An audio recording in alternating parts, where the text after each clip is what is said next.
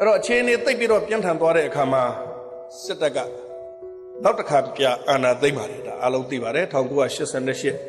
စက်တင်ဘာ17ရက်နေ့မှာဗိုလ်ချုပ်ကြီးစောမောင်ခေါင်းဆောင်တဲ့စစ်အစိုးရကနိုင်ငံတော်အာဏာကိုသိမ်းလိုက်ပါတယ်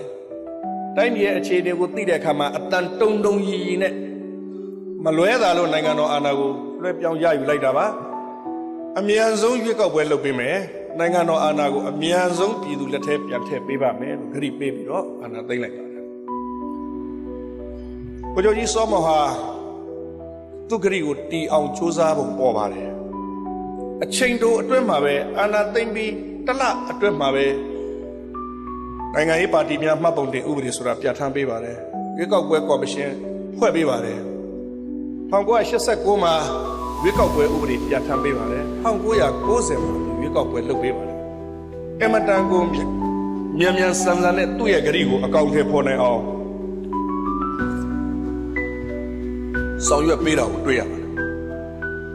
စေတနာလည်းထားပုံရပါတယ်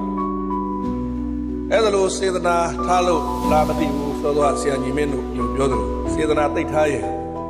ကြဆုံးသွားတာပဲသူဟာနောက်ဆုံးအာဏာလက်မဲ့ဖြစ်ပြီးတော့ဘယ်လိုအနေအထားမျိုးနဲ့တည်သွားတယ်ဆိုတာတော့ကျွန်တော်တို့